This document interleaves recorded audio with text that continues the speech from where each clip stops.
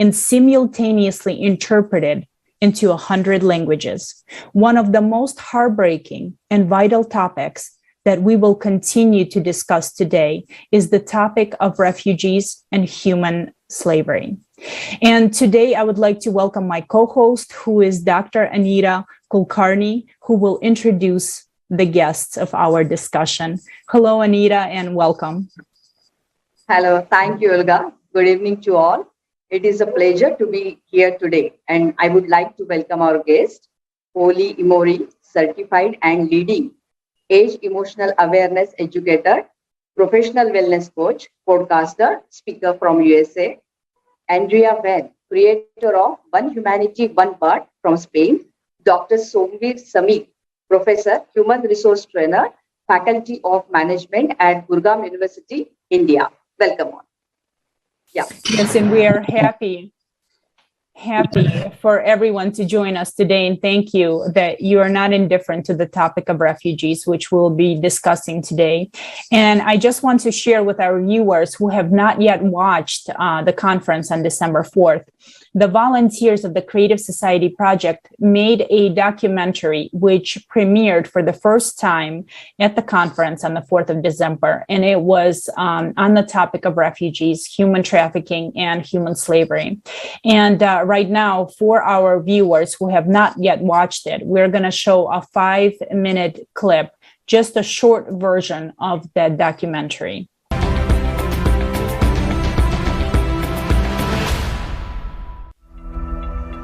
Why is there such inhuman treatment of people? I was thinking about it and decided to figure it out. You will never spend a month without being attacked with a xenophobic attack, because they say as a foreigners, we are stealing their work. I've lost that hope of being in the great society. I don't know, I've lost that hope because seeing the way that people are being killed, seeing the way that people are being shot in my eyes. A child can be sold many times. I remember one day I came across the story of a girl who was, she was Turkish. She had been sold 17 times, and she had been trafficked from one country to another 17 times, and she had experienced only rape. I also sat in many auctions as a customer, as an undercover when I was doing the undercover. There where we were sitting for the auctions, 9-year-old girl, 10-year-old girl, as per the demands. So the trade called the first time sex. Whenever the auctions will happen, new girls arrive in the trade, so they put the auctions. So who will bid the last demand, the money, that person only will use that became full night for his choice. The business that is made of spare parts, the human spare parts. How many children have been transferred from one place to another and then being operated on for some rich guys in different parts of the world to get a kidney or get something else from their bodies against their will. Black market, traffickers, mafia is part of this economy that is ruling the world. So what else I can say? That I only see that another possibility is to spend money instead of constructing walls like we are doing in Europe. In our society, human life has no value. How is it possible that instead of help, people encounter violence, aggression, abuse, and slavery? This is not a migration crisis, but this is a crisis of humaneness. People, by looking at the existing legal frame, will not ever be entitled asking for protection. Because you will ask them which country you're coming from, they would say there is no country. I had a country called X, but the country now is underwater. Or I had a village and this village is being totally destroyed or disappearing. It turns out that there are still no effective programs for the resettlement of refugees. For so many years, the United Nations has been working. For so many years, the Refugee Rights Commission has been working. So many humanitarian organizations and NGOs around the world have been working, but there are no working, established or adopted programs on how to work with these refugees. There are none. And the Refugee Commission itself admits this. Now refugees are forced to leave their homes. They face condemnation and cruelty. They are left alone with their misfortune because of the consumerist format of society. Tomorrow's climate catastrophes could be upon us as well. Answer yourself honestly. Are you ready to face what refugees face? Are you sure you won't be in their shoes? That you and your loved ones won't have to go through what they're going through?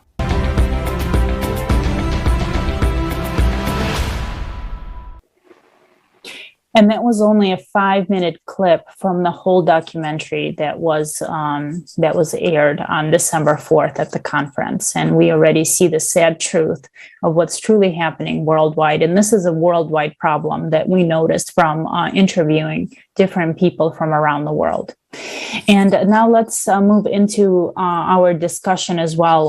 Holly, we know that you've watched the documentary itself, and maybe you can tell us what was most shocking for you and what was your initial reaction. Maybe there was something that was new to you that you found. Maybe you can just share. I don't know that it was, and thank you very much, by the way. Hi. I don't know that it was that much of a shock to me. I think the more shocking aspect is the level of unawareness on a global level. And the level of, or the lack of education on a fundamental level that this is going on, a strategic plan to help shift what we're seeing. We have a global responsibility as humans to, support and care for one another. And I think on a core level, there's an education, he said, is missing around the globe. And I think once we spread education to the individuals that need it the most, we'll start to see a shift. I work with children that have wound up in the foster care system for various reasons. And I think, honestly, from a heart-centered place, I think when the adults fail the children do not have any other option. So they start to we see a lot of these people coming out of abusive situations. They basically do not know that they have human rights. There's just not that, we're not taught that. So once people are given the opportunity or the information, they do have value, then they can start to advocate. Not only we can advocate for others, but we can also advocate for ourselves. So I see this in the community of children that wind up on the streets because their families have failed them. But it's a problem that's existed for a very long time. So yeah.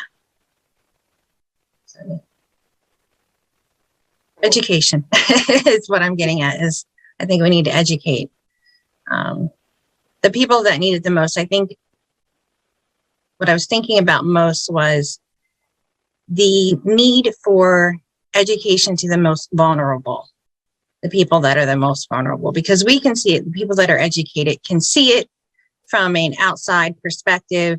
But when you're in it and you don't have the education, then that increases your level of vulnerability. So I think education.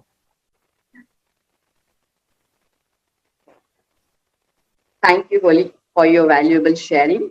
Now, I would like to ask Andrea, this topic is heartbreaking and it is difficult to watch and to even understand that this is really happening today in our civilized society.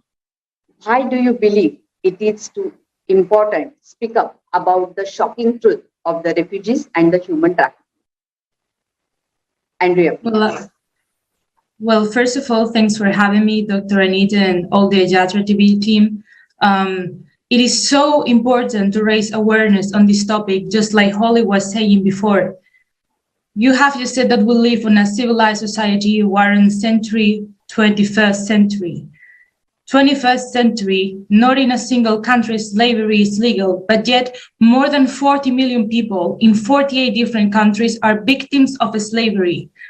40 million people, from which the 71% of the total number of victims are women or children.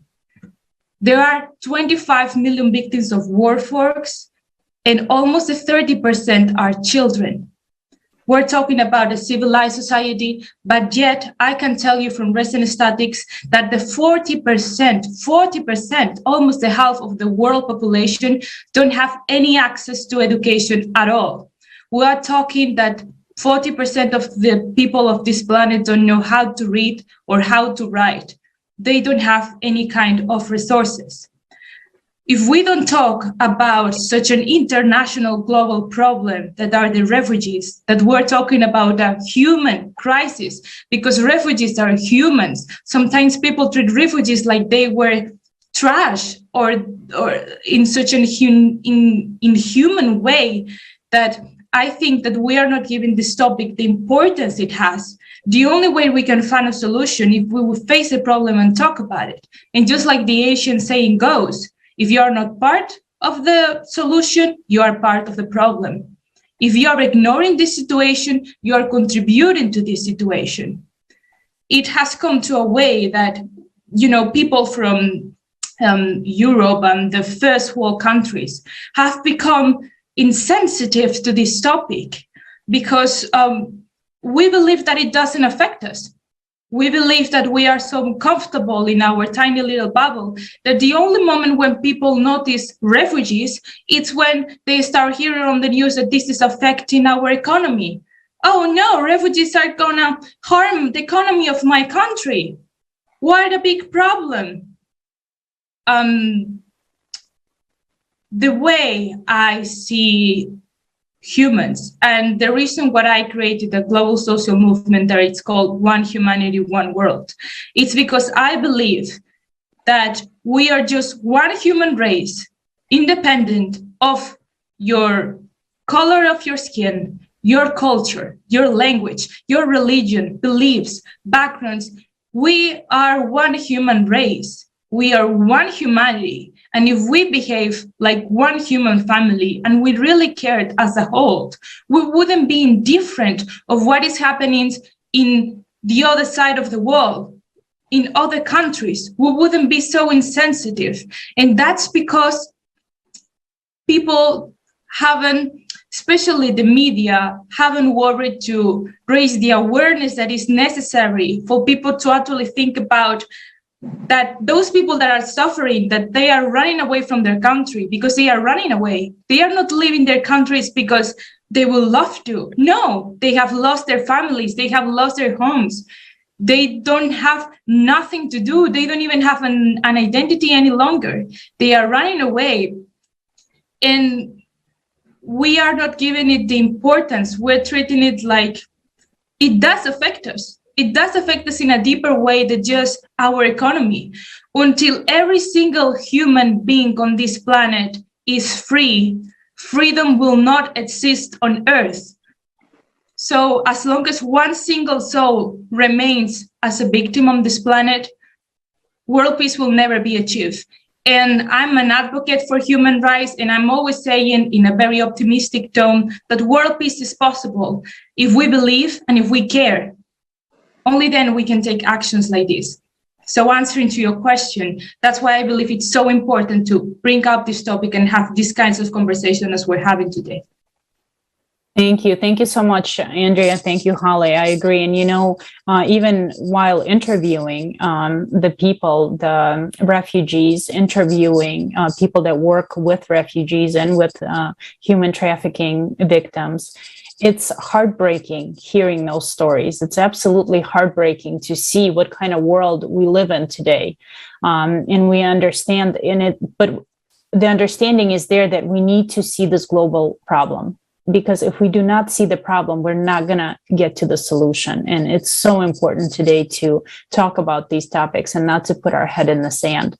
And also, Dr. Samir, if you can say also, what is your feedback on the refugee crisis? And maybe you have witnessed yourself climate refugees because of climate change. Maybe there is some climate change refugees, maybe in India even.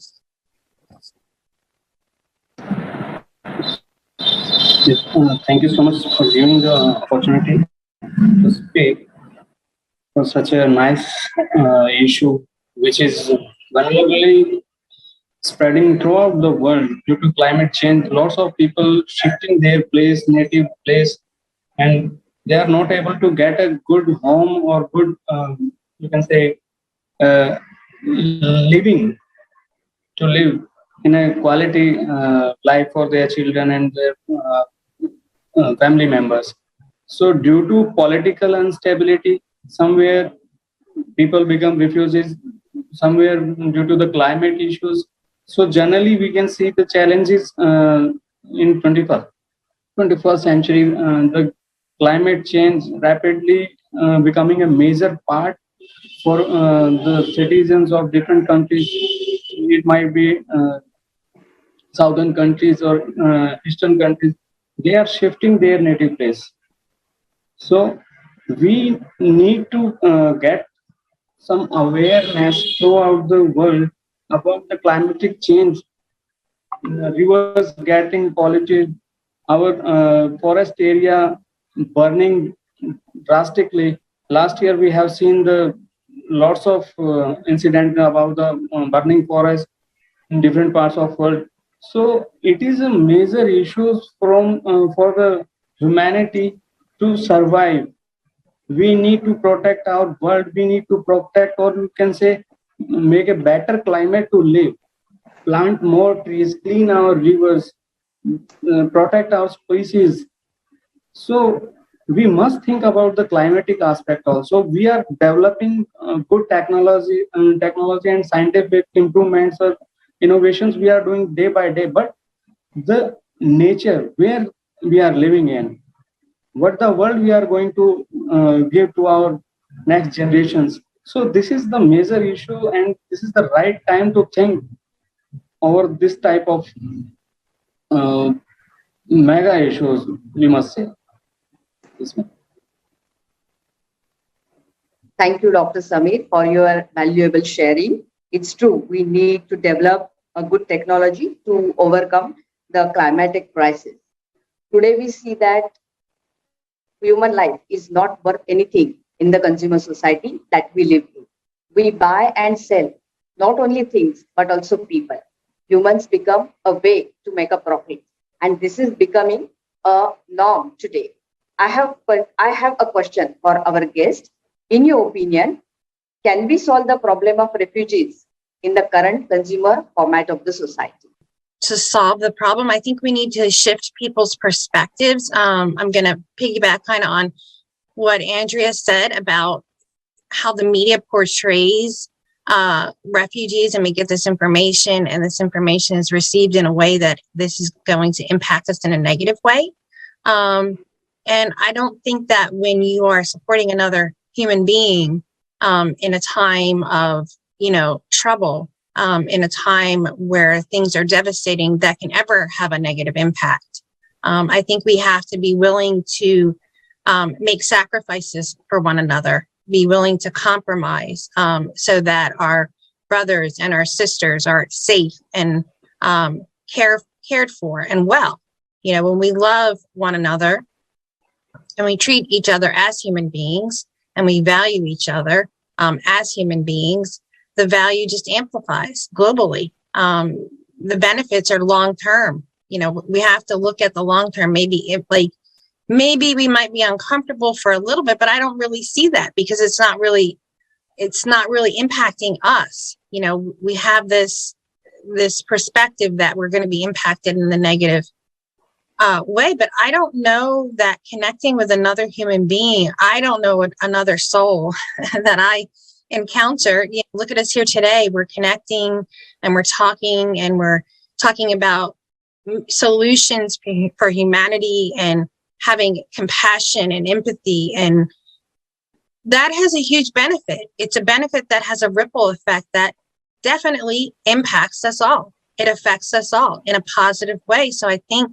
when we have the media that's, portraying this fear, this mass media of like, oh, okay, well, I think the planet's big enough. I think we have a big enough planet. There's plenty of land. We're not going to run out of room anytime soon, that we can make way for each other and we can support each other and we can start to educate. It's an opportunity. I think we have to look at it on a global scale, less as something that is detrimental. There's always an opportunity for growth, for healing, to have expanded compassion.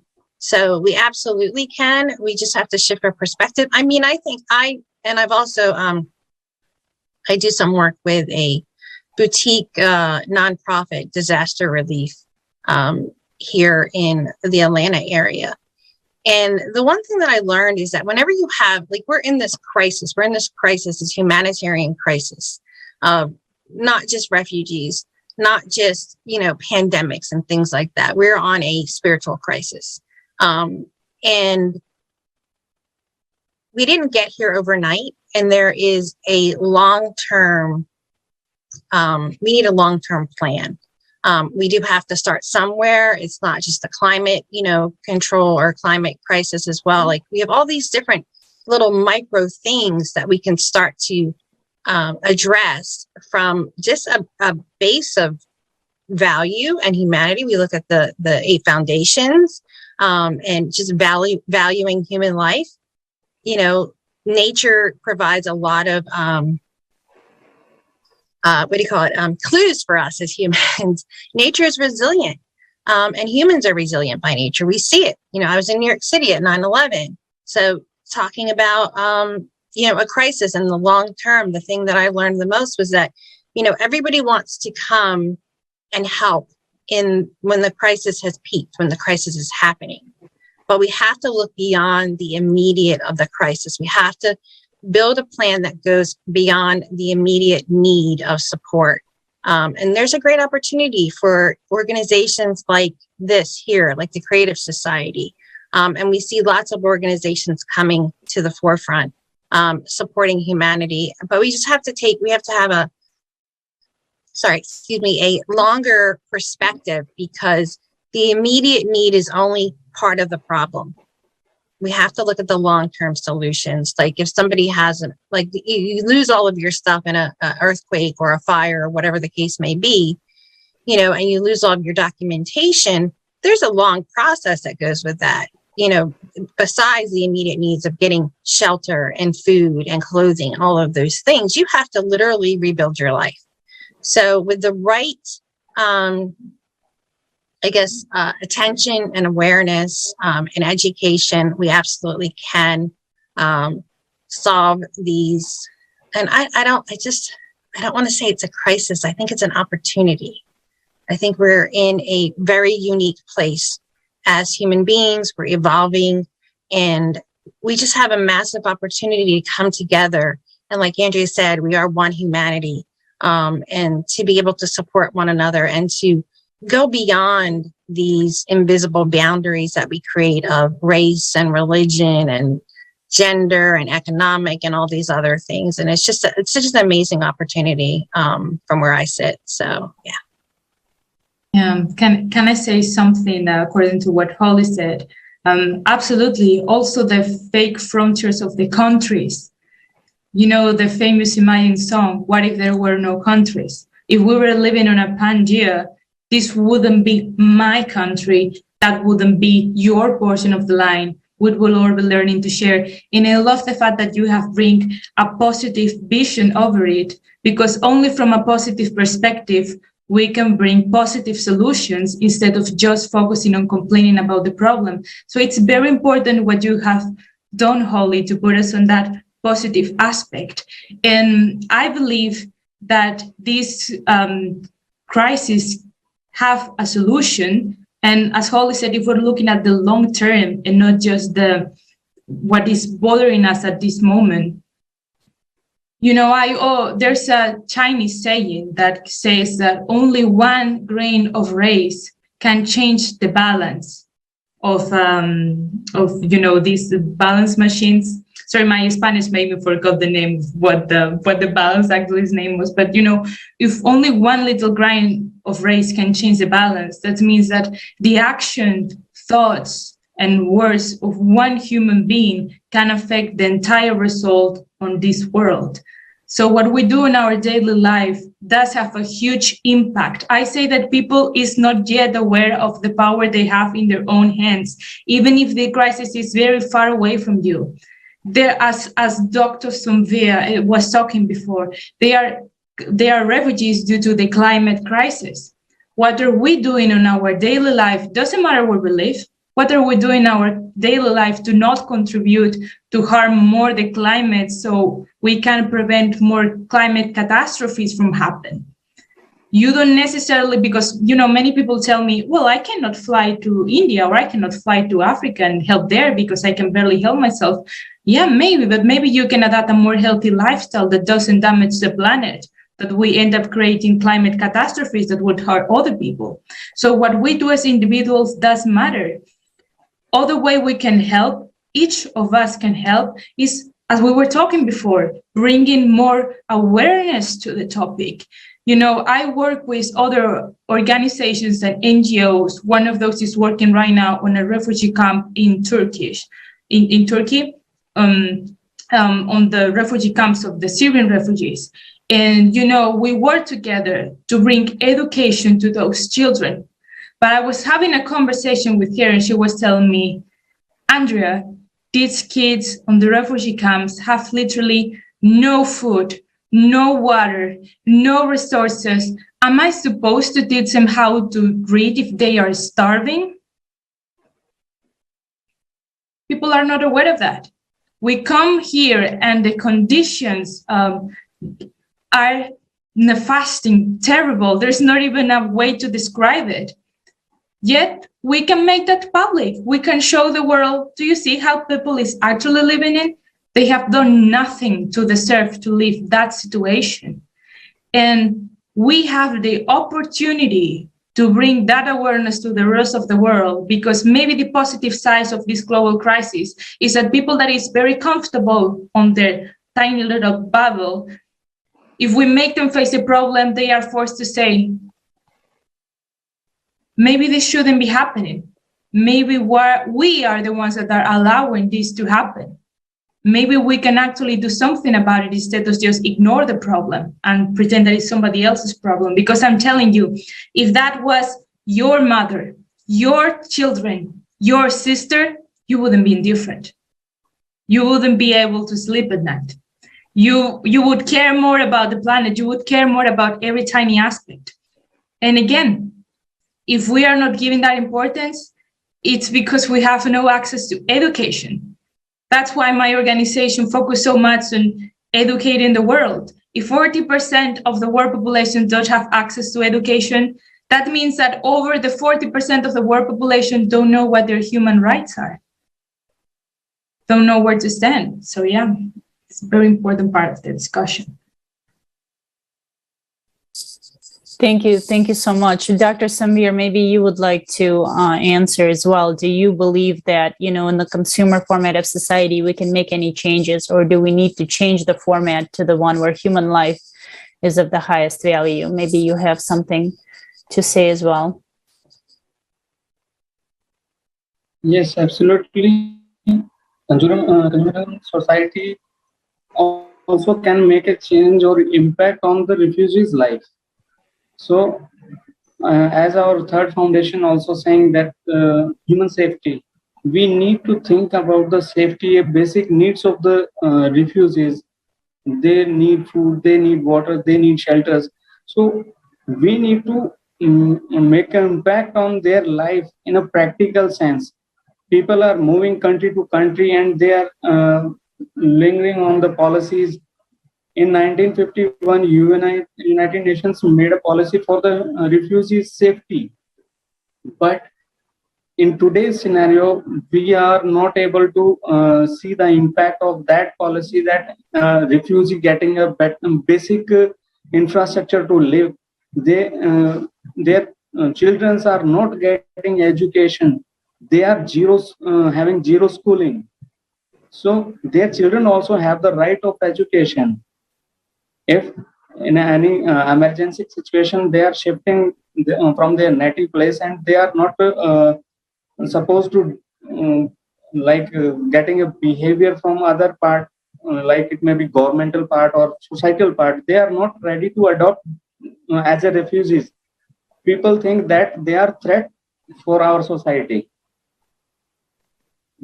So in that way, we need to check if, as a human being, the first priority of us to realize that they also the human being. We need to behave in a good manner, with a polite way, love, empathy. They can sense everything.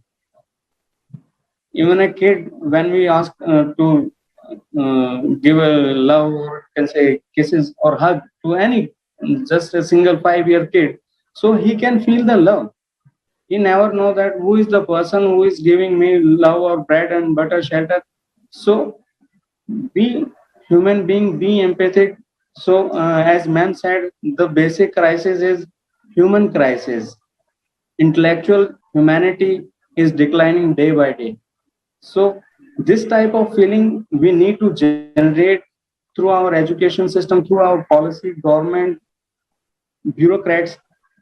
This is the main necessity. If nobody want to be refugee by their willness, they are forcefully converting this side. Like in India, Rohingyas is a big issue. Last year we faced the challenges by refugees in Afghanistan, Myanmar. So they also human being. We need to give them a safe environment to their families, to their women, girls, kids. So it's our prime responsibility as a human being, deal as a human being, not as a countryman that he or she belong from that country, make a different behavior to them. No, they all are human being. We all are one. As we say, we are a family. All planet is our home, shelter, and we are living in. It's our, as a brother, sister, we are living in. It is our family. So it's our responsibility to protect their rights also. So this is from my side now. Thank you. Thank you for everyone for sharing. And we see that, the consumer society has truly hit a dead end. And I think, even for myself, I didn't realize what it means until we actually look around the world and we see all the crises we're facing today, the refugee crisis, economic crisis, geopolitical crisis, environmental crisis, climatic crisis. We see so many things that are happening today. And unfortunately, today we do not have a solution that can solve all this until the Creative Society, which, is a project for all of humanity. This is a project that, and you mentioned the 8 foundations too, which we will get into next, but Creative Society will actually provide a future without wars, without conflicts, without violence, or without hunger. And it will bring our society to a new level of unity and peaceful development in all spheres of life. And as we say, humanity doesn't need a revolution. We need an evolution. We need peaceful development in all spheres of life. And also the 8 foundations that Holly and Dr. Samir, both of you mentioned, for the past 10 years, volunteers from all over the world have been interviewing people worldwide to see what kind of world do they want to live in. How do they see these conditions, which will be perfect for their development, for the development of their kids? What is this peaceful world in which they would like to live? And that's how the 8 foundations of the Creative Society came to. And right now you can see them on the screen. And we will talk about the first 3 of the foundations as well. And, these foundations, we can see that these pillars will actually take our society to a new level of peaceful development. And I believe that is what all people want, as humanity is one big family. And truly, there's no differences There is no separations. And let's take a look at the first foundation of the Creative Society. Let's read it together. And maybe, Holly, you can please share, in your opinion, how would this first foundation help solve the crisis with refugees and human trafficking, and not only? And I will read the foundation, and you'll see it on the screen as well. The first foundation is human life. Human life is the highest value. Life of any human has to be protected as one's own. The goal of society is to ensure and guarantee the value of each human's life. There is not and never can be anything else more valuable than a human's life. If one human is valuable, then all people are valuable. Well, we're looking at investing in human life. We have to invest in one another versus, product and financial gains. I think there's no greater payoff for humanity than to invest in one another through education, through compassion, through empathy. The greatest or the largest return on investment is when we invest in one another, and we tap into the value that all humanity has, and we take away these imaginary or man-created boundaries that we have. Like, again, Andrea was saying, we're one society. Everybody gets panicky. I personally envision a world where there are no borders. Definitely we need to have some sort of order. That is just how the universe works. We need to have some sort of, order in order to be able to thrive. But we can do so from a place of love and a place of compassion and investing in one another, and through that education piece and allowing people to grow and to tap into their potential. I mean, we are all creative beings. We have so many, I can't even imagine I can't imagine where humanity would be if everyone had the same opportunity, if they knew their value and they weren't put into these desperate situations where they felt like they didn't have a choice. If we talk about the trafficking piece, which is so heartbreaking, where parents are selling their children just to be able to survive, to buy a cow so that they can feed their other children. These are uneducated people. They're our most vulnerable section of society globally. So when you have education and you invest in that, then you don't feel as desperate. You don't have that sense of, or that lack of value, I would say. So I think when we invest and you become less vulnerable, you become empowered when you know your true worth, when you know that you have value as a human being, just the core values of just being alive and breathing and being able to contribute. So I think the piece is absolutely, we have to invest in one another.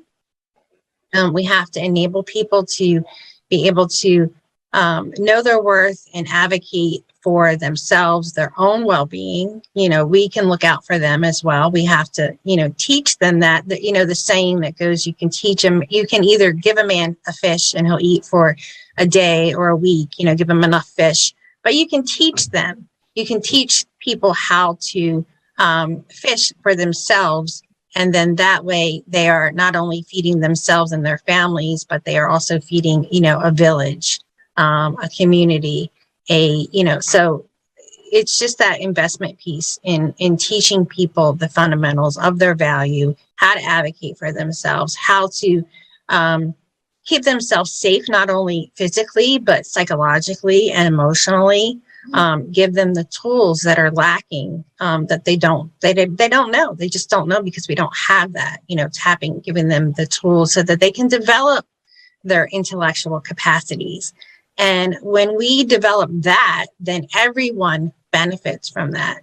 That is the greatest commodity. Humanity, the human being, the human spirit and soul has to be the number one commodity in this society as we transition from a material society into a more human society. Thank you, Holly. It sounds great that investment, it is the greatest investment when we invest in the human life to know the worth of self. Now, Andrea, take a look at the second foundation and please comment how this will improve the current crisis we see. Second foundation, human freedom. Every human is born with the right to be a human being. All people are born free and equal. Everyone has the right to choose. There can be no one and nothing on the earth superior to a human is freedom and its right. The implementation of human rights and freedom must not violate the rights and freedom of others. So, Andrea, please share your views about this. Well, in order to have human freedom, that would represent that human respect should exist. We should give every human on this earth the respect they deserve just by the mere fact of being human beings.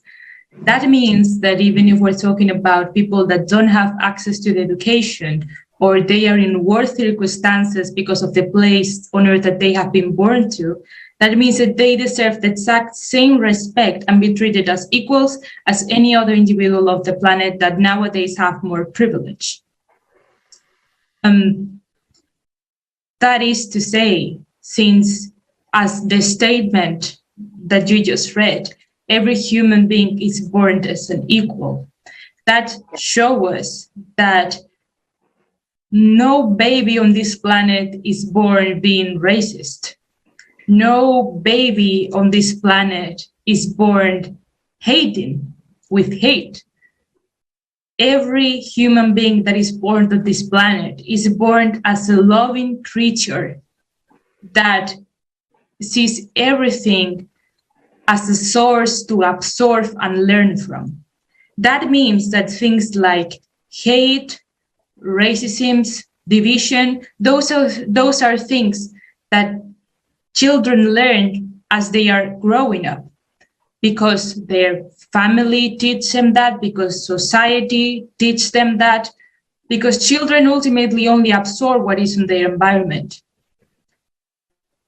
But if you raised up a child with only these morals and statements like human life that you were talking before, human freedom that you're talking about, if you implement that as you're raising up or teaching your children on this planet, that means that you are creating a next generation of respectful humans, that we create a world where human freedom would be a reality. And I love that Olga said before, we don't need revolution, we need evolution. We need an evolution of our consciousness. We need evolution that is also tied to our education. And most importantly, how are we raising up the next generations? Are we raising up a generation that is insensitive to other human life? Are we raising up a generation that doesn't see refugees as human beings, that doesn't believe that everyone deserves the same freedom and rights?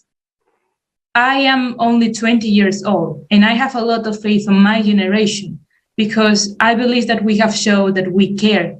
Now, of course, not as many as needed care, but that's because we still haven't been talking about these topics.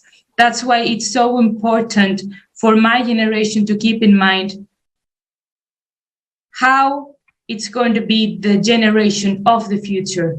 What children are we going to be raising up on this world? Because it all depends on us. What we are doing at our home, with our family, with our siblings, parents, the way we treat the people we love the most, it's more important than what your government is doing. It is, because in the future, that is not so far away as it seems, the destiny of humanity, you would realize that it has always been on your hands. And, you know, I was talking to a colleague of mine. It is estimated that in 2040, you know, in 2040, we're talking only like in 20 years, there will be no fish in the sea. That means that my children won't know what a fish is. Most of the 80% of wildlife will be extincted. That means that the butterflies I'm seeing today will no longer be in the future. What kind of world are we living for the future generations? What kind of legacy is your generation creating? What are you doing about it? Only if we ask ourselves these questions, we will believe in a world where human freedom is possible. Thank you. Thank you so much. Thank you, Andrea. Thank you, Holly. And then Dr. Samveer, you've already mentioned the third foundation of the Creative Society, but let's also, I'm going to read it, and then maybe you can also comment how can improve the living conditions for all if we implement all the foundations, including this one. The third one is human safety. No one and nothing in society has the right to create threats to the life and freedom of a human. Every human is guaranteed free provision of essential life necessities, including food, housing, medical care, education, and full social security. Scientific, industrial, and technological activities of the society should be aimed exclusively at improving the quality of human life. Guaranteed economic stability, no inflation and crisis, stable and same prices around the world, a single monetary unit, and a fixed minimum taxation or no tax. The security of human and society from any kind of threats is ensured by a unified global service that deals with emergency situations. What are your thoughts on that, Dr. Samveer? Yeah, human safety is the basic necessity to live in a society. And when we talk about refugees, they needed most this thing. Because when they shifted into another country, the currency changes, climate changes, religious cultural changes, they face at every step in that particular country when they become refugees. So it is the basic need to get the primary safety about the education of their children, about the job. If somebody is becoming refugee and under very worse circumstances, people become refugees. So they must be talented person. They are the citizen of another country, and under the different circumstances, they have to change the native place. So they also have talents. They need job security. We must create job security for that refugees. Those are talented and those who can make a good impact on the society in different countries. So women safety in part of economic safety, like at all level, all refugees will get a same price throughout the world with same currency. We doesn't need to you can say compare currency to currency. So under the poor situation or circumstances, they become refugees. It's our responsibility to adopt them and provide a right kind of atmosphere to live and bringing up their kids in a nice manner. They never want to depend on the different countries, and you can say different NGOs, government. They can become sustainable, you can say suitable citizen for that particular country as a refugee. So they can be productive if we treat them as a resource, if we treat as a human being, positive manner. So we need to make a good atmosphere, right culture, adopt them with love and care. It's they are like our brother and sister. We need to club into our society. So so many people in the different parts every day they shifted their native places. They shift and they left their homes. They are into search bread for a night. So it is our prime responsibility to take care of these people. Refugees, not a word. They are human being. they are forcefully getting that situation to live in. Nobody want to become refugee. It's the you can say unfortunately conditions and the you can say poor fate of that particular country, they force their citizens to left their native country. So we must think about the safety. We uh, only then we can create a good atmosphere to live their livelihood in a better way, in a respective manner. They also have dignity. They never want to let down their you can say prime esteem or ego emotions. They also have the good heart. So we must take care of them. Thank you. Over Thank to you you, so ma'am. much. Thank you. It was such pleasure to be part of this international discussion. It's so great to see all people from around the world coming together to talk about one of the most important things. How can we create a better future for all? How can we build this creative society where human life is of the highest value? And today we heard so many incredible examples, so many words of encouragement to show that we're all one big human family. We're all brothers and sisters, and there should not be any division between us. And, we see right now that the future truly depends on the action of each person, and that today humanity is standing on this very, very thin ice. And either the consumer format of society will kill us all, or we will enter this new level of positive development of our civilization. And today, the choice is up to each of us. And also at the conference, Global Crisis, Time for the Truth, we heard many examples of how ugly the consumer format is. And there is no chance it will hold up against those climate threats, which are growing as we speak right now. And that is why the creative society is our possibility, our only possibility today, to take the society, to take our civilization to this new level of development. And I would like to thank everyone for being with us today too. It was a pleasure to have this discussion. Thank you very Thank much you. to all our guests today. I would like to end this discussion with a sincere invitation for everyone who is watching us right now to an international forum, Global Crisis. We are people, we want to live, on 7th May 2022 on the Creative Society platform. The purpose of this forum is truthfully and objectively inform humanity about the increasing danger of the climate and environmental disaster, to reflect the real scale of multiple crises of the consumer format of the society, and to consider practical solutions to overcome all the crises by building the creative society around the globe. Be part of history with us and become a part of global solution. So see you all on 7th May. Yeah. Thank you, everyone. Thank you so much, everyone. And if you still have any questions, Thank you so much, comments, ma'am. Thank you so much. yes. And if Namaste you for would many- like to be a Yes. part of this international discussion in the future, please email us at info@creativesociety.com. So thank you so much to all our speakers today. And until next time. Thank you. Yeah. Bye, Thank you. everyone. Thank you very much. Thank you. Bye.